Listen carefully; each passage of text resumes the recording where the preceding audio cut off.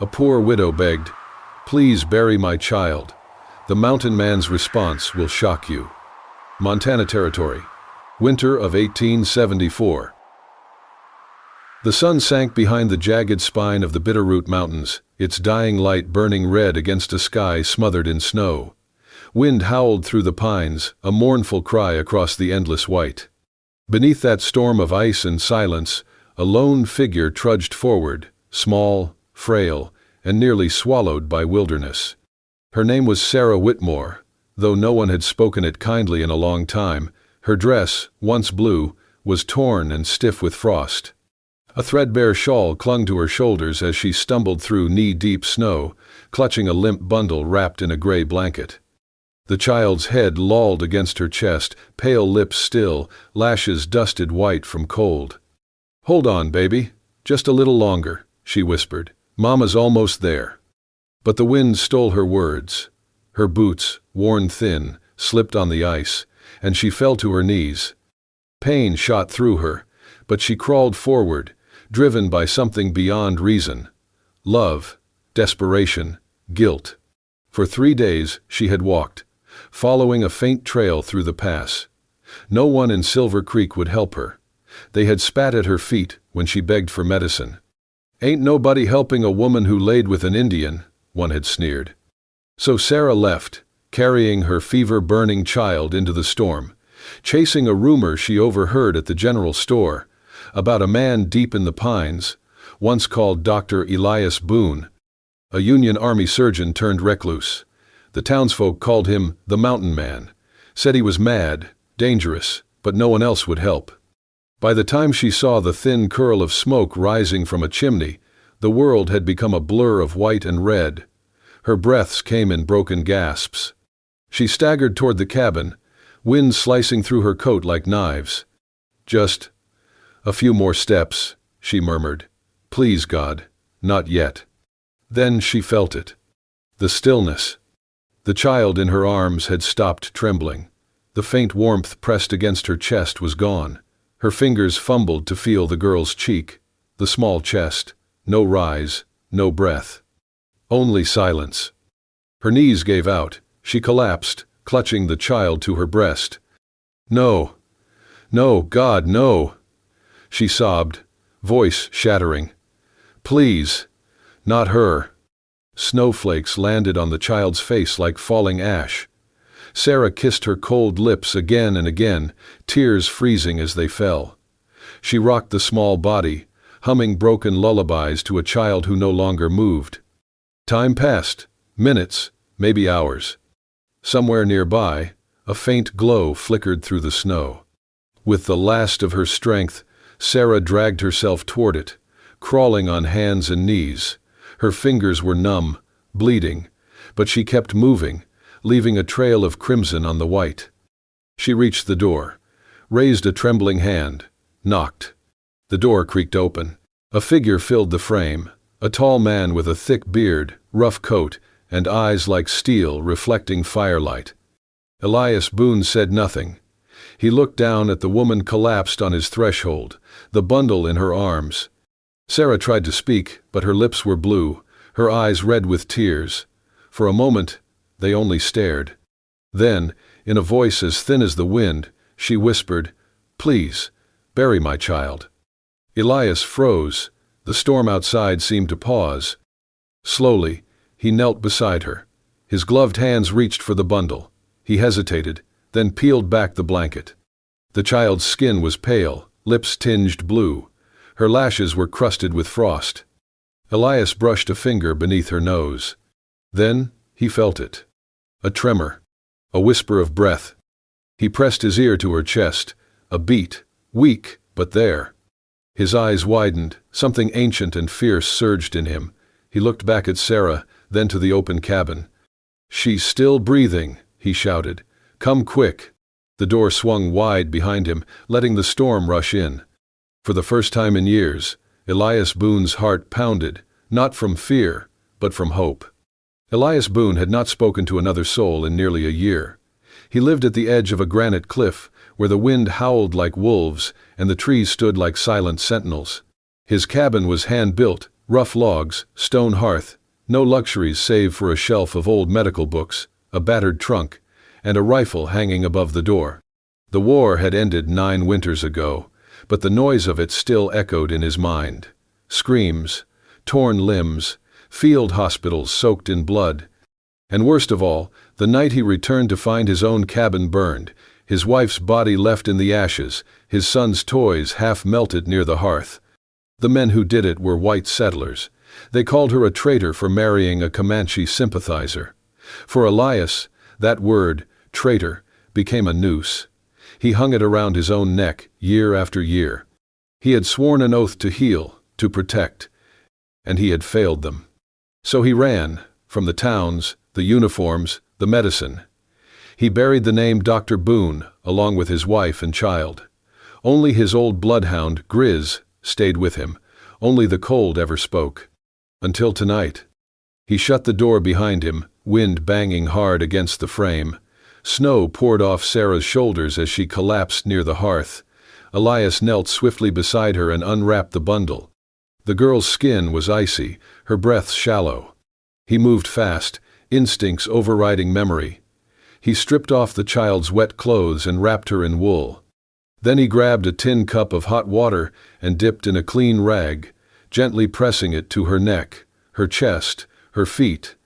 He poured a few drops of whiskey into her mouth, massaged her chest in small, careful circles, then used his fingers to stimulate breath. His eyes never left her face. Beside them, Sarah lay sprawled, eyes half-lidded from cold and exhaustion. Her lips were blue, her body shaking. Elias grabbed a blanket, threw it over her, and stoked the fire higher. "Breathe," he muttered. "You have to breathe, little one. Come on." The baby gave a weak cough. A thin wisp of breath ghosted from her lips. Elias sat back, exhaling for the first time in minutes. He stood and retrieved a small glass bottle from the cabinet, an old remedy from Comanche medicine, one his wife had taught him. Crushed juniper, pine sap, and wild mint. He dabbed a bit beneath the girl's nose. The baby whimpered, then moved. Outside, the storm screamed. Inside, a spark of life glowed. Elias sat beside them, back against the wall, arms crossed tight. He should not have let her in. He should have turned away, like always. He had promised himself no more pain, no more people. But her voice, those 4 words, "Please bury my child," had shattered every wall he built. Grizz lay quietly at Sarah's side, head on his paws. The firelight danced on the girl's cheeks, slowly warming color back into her skin. After an hour, Sarah stirred. Her eyes opened slowly, dazed. She turned her head and saw Elias, hunched near the child, fingers gently brushing the girl's damp curls off her forehead. "You saved her?" she whispered, her voice hoarse. Elias looked up, startled that she was awake. He hesitated, then nodded once. Sarah's lips trembled, her eyes welled, and for a moment it seemed like words would spill out, but she said nothing, just watched the man in silence. Elias shifted uncomfortably. He returned his gaze to the girl. "Don't thank me," he said, voice low. "I haven't saved her yet." It was the first thing he had said to another human being in nearly a year. Outside, the blizzard raged on, but in that cabin, beneath timber and stone, 3 broken souls breathed the same warm air, for the first time. The fever came back before dawn. Willa's tiny body, though wrapped tightly in wool and warmed by the fire, began to tremble again. Her breathing grew shallow, her forehead burning hot against Elias's calloused hand. The soft pink of her cheeks faded to a worrisome gray. Sarah sat nearby, holding her daughter's fingers between her own, whispering prayers in a voice that cracked. She had never prayed so hard. Elias crouched by the hearth, grinding bark from a willow branch into powder with a mortar and pestle. He moved with speed but not panic. Every motion was precise, efficient. It was the work of a man who had tried to cheat death before, and failed too many times. "She's going to need more than warmth," he muttered. "Her lungs, they're drowning inside her." Sarah looked up. "Is she dying?" "She's fighting." Elias retrieved a second bundle from a carved wooden box near the back wall. Leaves, roots, dried petals bound in cotton string. He selected one carefully. Dark, brown, and curled. Its scent pungent and sharp.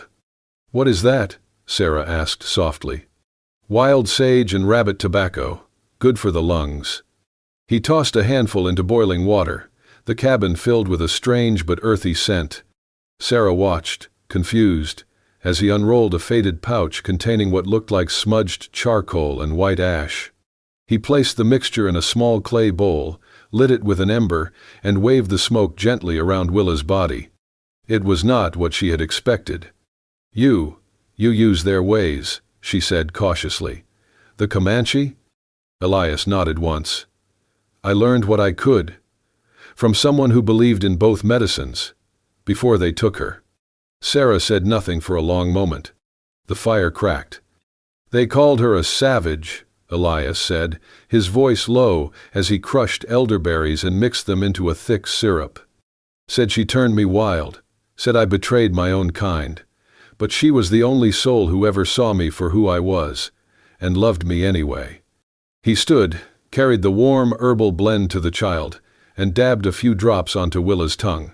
She flinched slightly, then stilled again. Sarah wiped her face with her sleeve. "I'm sorry," she whispered. "No one should have gone through that." Elias turned, his jaw tight. "You know better than most." Willa stirred. Then, without warning, her breath caught. She choked once, then stopped breathing. "No, no, no," Sarah's voice broke. She grabbed her daughter, clutching her close. "Please, please don't leave me, baby." Elias stepped in swiftly. "Lay her down, now." Sarah obeyed, trembling. Elias grabbed a thin reed he had hollowed earlier, a tool he had made in anticipation of the worst. He tilted Willa's head gently, slid the tube into her mouth, and began to breathe through it in short, steady bursts. Sarah could only watch, her hands clutched in prayer, rocking back and forth as she cried. "Come on," Elias whispered between breaths. "Come on, little one." Seconds felt like hours. Then Willa coughed, violently. Her eyes fluttered open. She gasped. She cried. The sound of that cry, thin, raspy, but alive, filled the cabin like a church bell. Sarah collapsed beside her daughter, pressing her lips to Willa's forehead. "Thank you. Oh God, thank you." Elias leaned back, exhausted but focused, wiping sweat from his brow. Sarah looked at him through tear-blurred eyes. Her voice shook. "You're the first person who didn't turn his back on me." Elias stared into the fire, then down at the child clinging to life because he had broken his own rules. "I already did," he said quietly. "I won't do it again." The storm had passed by the second night. The world outside was blanketed in snow, pure and undisturbed. Inside the cabin, the fire crackled low, casting flickering shadows along the walls. Willa slept beside the hearth, wrapped in furs, her breathing soft and steady. Elias sat on a wooden stool, sharpening a blade in silence. Sarah, curled up on a wool blanket, stared into the flames as if searching for a piece of herself in their glow. Neither had spoken much since the second time Willa stopped breathing. There was a quiet between them, not awkward, but heavy, like the pause between lightning and thunder. Finally, Sarah broke the silence. "I used to believe that God had a plan," she said softly. "That every hardship had meaning. My father taught me that. He was a preacher in Cottonwood Valley." Elias looked up from his blade but said nothing. "We had a small church. I grew up in the back room, singing hymns, reciting scripture. Folks in town called me angel-hearted." She gave a bitter smile. "But angels aren't supposed to fall." Elias set the knife down slowly. "One summer when I was 16, I got lost in the woods picking herbs for my mother.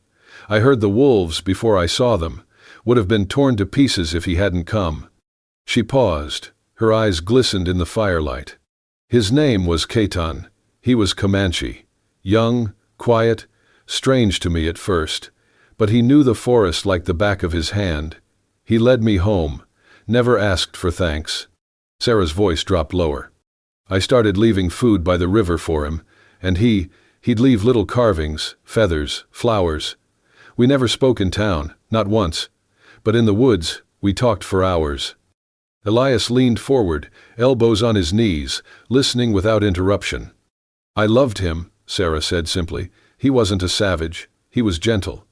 He understood silence better than any preacher ever did. I told him I'd marry him when I turned 17, I thought. I thought if we told them together, my father would understand. She let out a breath that shook. But the night Ketan came to our doorstep with an offering of venison and peace, they beat him before he said a word. My father stood on the porch and watched. Elias swallowed hard. They said he died on the edge of town, but he didn't. He crawled into the woods, broken and bleeding, and died under the tree where we used to meet. Sarah wiped a tear from her cheek. I was already carrying Willa by then. The church turned its back. I was dragged out by my hair, called unclean, ungodly. No one would speak to me. I gave birth in a goat shed 2 towns over. Elias looked at her as if seeing her for the first time. Not just the weary mother or the outcast, but the girl who had once believed in love strong enough to defy a world built to destroy it. My wife, he said after a long silence, was Apache. They didn't kill her with their hands. They killed her with words, starved her spirit until it gave up. Sarah looked at him, her eyes meeting his across the room, through firelight and pain. You loved her? With every piece of me that was still good. The flames danced higher for a moment, then settled. Sarah glanced over at her daughter, who shifted slightly in sleep. Then she looked back at Elias. I thought God forgot about us, she whispered, when no one would help, when I buried Ketan with my bare hands, when Willa burned with fever, and the world just kept turning. She wiped her nose, her voice cracking.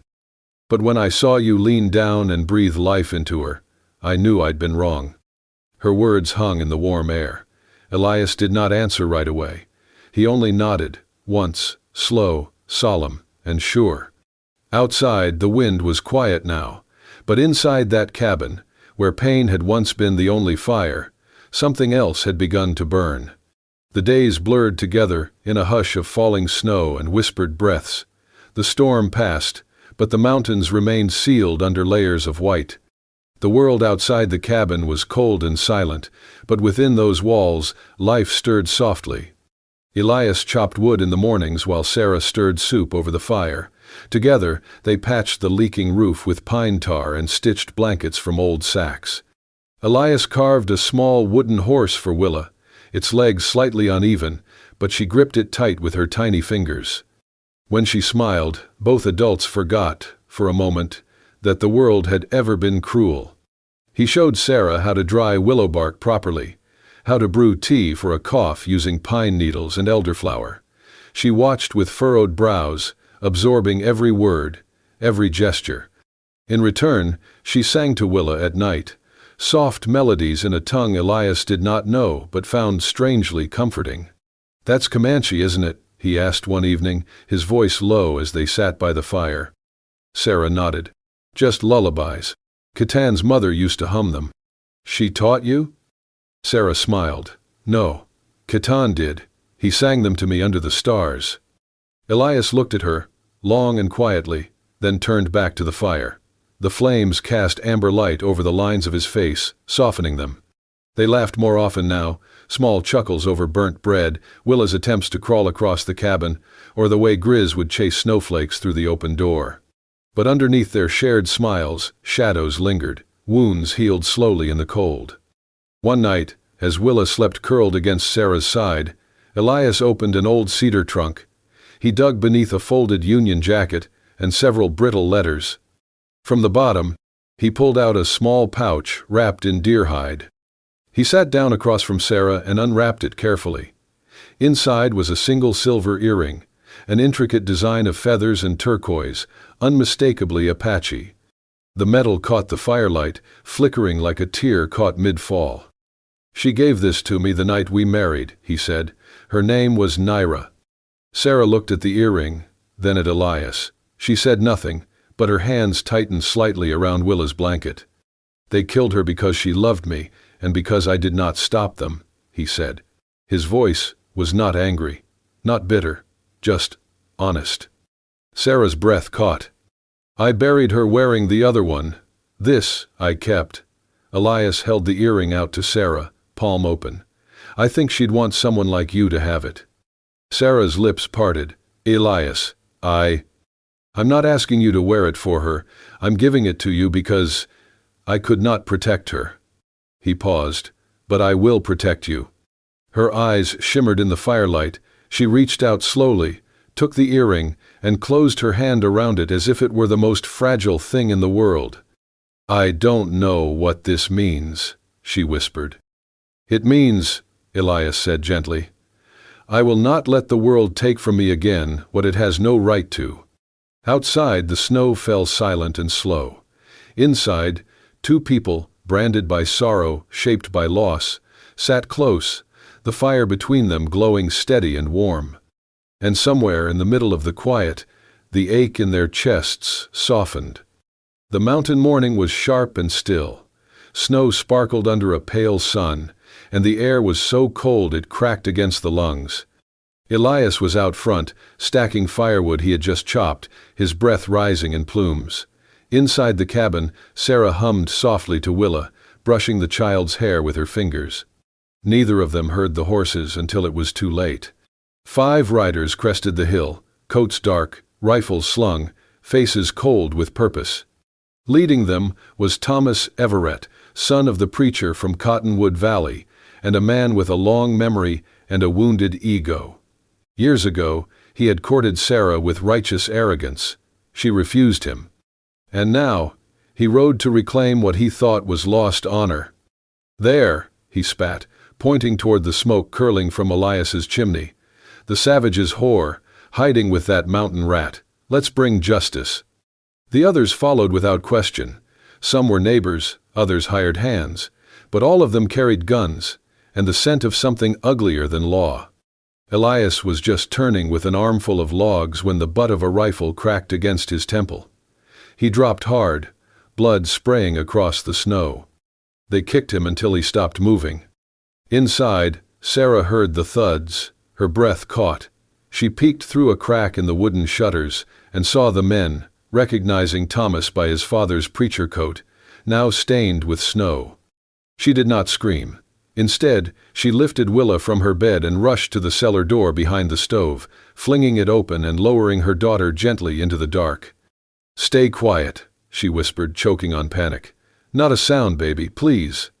She covered Willa with burlap sacks and old straw. Then she closed the hatch, pressed her palm to it for a heartbeat, and turned toward the door. They burst in before she reached it. Well, well, Thomas sneered, stepping over Elias's fallen rifle. Didn't think we'd find you up here playing house with a murderer. Leave us alone, Sarah said, voice trembling. Please, we're not hurting anyone. You already did, Sarah, he growled. You shamed your family, ran off with a redskin, birthed his bastard. You think hiding in the hills makes you clean? One of the men laughed. Maybe she needs reminding of her place. He grabbed her wrist. She slapped him, hard. His eyes lit up, not with pain, but pleasure. You'll regret that, he hissed, dragging her out into the yard. The cold bit her skin, but fear numbed her faster. He raised a hand to strike her. And then, a gunshot shattered the sky. The man dropped to the ground, his hat flying off, snow puffing up around him. Not dead, just stunned. The others spun around. Elias stood at the edge of the cabin, blood running down his face, a crude piece of rusted metal still clutched in his hand, what he had used to cut his bonds. You want to fight? He snarled, voice ragged. You got one. Thomas aimed his rifle. Elias charged. The two collided in the snow, fists flying, boots scraping ice. The gun dropped. Elias elbowed Thomas in the jaw, then slammed him down and pulled the weapon free. Another man lunged. Elias fired a warning shot straight into the air. The crack echoed off the cliffs. Birds scattered from trees. The other riders froze. Elias did not shoot again. He did not have to. He charged the next one with his bare hands, striking him so hard his nose shattered. The man dropped like a stone. Another backed away, muttering curses. The fifth threw down his rifle and ran. Only Thomas remained, bloody, groaning, and dazed. Elias stood over him, chest heaving. Snow clung to his beard. His eyes were wild and shining with something raw, pain, rage, and something deeper still. "This is my home," he said, voice low but thundering. "My family. You come here again, I will bury you in this mountain, and no preacher will find your soul." Thomas whimpered and crawled away, leaving red stains in the snow. When the last horseman disappeared over the hill, Elias dropped to his knees. His breath came hard. His hands trembled. Sarah ran to him. She knelt, arms around him, forehead pressed to his shoulder. He held her tight. The blood from his head soaked into her hair, but neither of them moved. Willa cried softly from the cellar. Elias whispered, voice broken but fierce, "No one touches my family again." Smoke still clung to the rafters days after the fire was put out. The rear wall of the cabin, charred black, had to be torn down plank by plank. Snow drifted in through the open back, until Elias and Sarah worked together, cutting, hammering, patching, slowly raising it anew. They did not speak often as they worked, but each time their hands brushed, each time they passed a tool or shared a glance, something unspoken passed between them, steady, wordless understanding. Willa played near the hearth, stacking wooden blocks Elias had carved for her, her laughter soft but healing. Grizz kept watch outside, tail wagging gently, nose always to the wind. Elias's right hand was wrapped tightly, the knuckles swollen and red from the fight. That evening, as he sat at the table stitching a new door flap, Sarah noticed something odd about the cloth around his wrist. "That fabric, it's old," she said. He glanced at it. Then, after a pause, slowly unwound the bandage. The fabric was faded blue cotton, stained with time and blood. Along one edge, a tiny hand-sewn pattern of sage leaves remained, barely visible. "This was hers, wasn't it?" Sarah asked. Elias nodded. "The last thing I had left of her. I kept it wrapped around my compass for years. And now it's around your hand. I needed something to stop the bleeding." He met her eyes. "And I realized, maybe it was time to let go." Sarah stepped closer. Elias removed the cloth entirely, folded it with reverence, and pressed it into her hand. "I thought I would never trust again," he said quietly. "Not anyone. Not myself." He looked down. "But I do now." Her fingers curled around the bundle. She did not cry, but her eyes softened, her breath caught in her throat. Later that night, the fire burned low, casting golden light across the room. Willa slept, curled between wool blankets. Outside, the cold whispered against the windows, but inside, the warmth held strong. Sarah sat beside Elias on the floor, gently replacing the dressing on his hand with fresh linen. Her touch lingered, not clinical, but tender. As she wrapped the final knot, she placed her palm over his. "I came here to bury my daughter," she whispered, voice trembling. "But you buried something else instead." He looked at her, confused. "You buried the fear in me, the part that believed I was cursed to be alone, that love could only bring pain." Elias's jaw tensed, then relaxed. He said nothing. He only reached out, slowly, and brushed a loose strand of hair from her cheek. She leaned into his touch. No vows were spoken, no promises made. But the next morning, Elias took up his spade and began to dig a new trench around the perimeter of the cabin, a rain trench wide and deep. Later, he split fresh pine logs and began shaping fence posts. Sarah watched from the doorway, Willa in her arms. He did not look up, but he knew she was there. Each strike of the hammer, each foot of fence, each board nailed to the new back wall, spoke one clear truth louder than any ring or chapel could. "I will protect you. I will stay. This is your home now, too." And for the first time in years, Elias Boone was not building to keep the world out. He was building to hold something in. 12 winters had passed since that night. Sarah stumbled through the storm, clutching a child the world had already buried. Now, under the same Montana sky, the snow still came heavy and white, but the cabin it blanketed was no longer a place of exile. It was a home, solid, warm, and filled with the quiet music of life. Willa Boone, 12 years old, stood outside beneath the pines, gathering herbs with practiced fingers. Her skin was sun-brushed, her dark hair braided neatly down her back. Her eyes, deep and watchful, were a perfect blend of her mother's softness and her father's stillness. She moved with quiet purpose, a pouch slung at her side, stopping now and then to speak gently to the plants she picked, just as Elias had taught her. Just as her real father, Catan, once had whispered to the wind. Inside the cabin, Sarah sat at the table, worn leather journal open before her, pen scratching slow across the page. "The day I came begging for someone to bury my child was the day something inside me died," she wrote. But Elias did not bury her. He breathed life into her, and somehow he did the same for me. The fire crackled beside her. She paused, looked toward the doorway where Elias stood, carefully adjusting a poultice on an old man's wrist. The man was Shoshone, a neighbor from the valley. Yesterday, they had treated a settler woman's child with fever. Tomorrow, they would ride down to the trading post together, Willa translating between Comanche, English, and broken Spanish. The Boones were no longer hidden. They were known, respected, needed. Elias finished wrapping the bandage and handed the man a pouch of dried bark. He said few words, but his eyes were kind. Sarah remembered when those eyes were filled only with ghosts. He caught her watching and offered a soft smile. She returned it. Later that evening, as the sun melted into gold behind the ridge, Elias took his carving knife and stepped into the trees beside their home. Willa followed, curious. He found an old pine, weathered, thick, and ran his fingers over its bark. "What are you doing, Pa?" Willa asked. He looked at her, marking something I don't want to forget. With slow, deliberate strokes, he etched the words into the trunk, not deep, but clear. When he finished, he stepped back.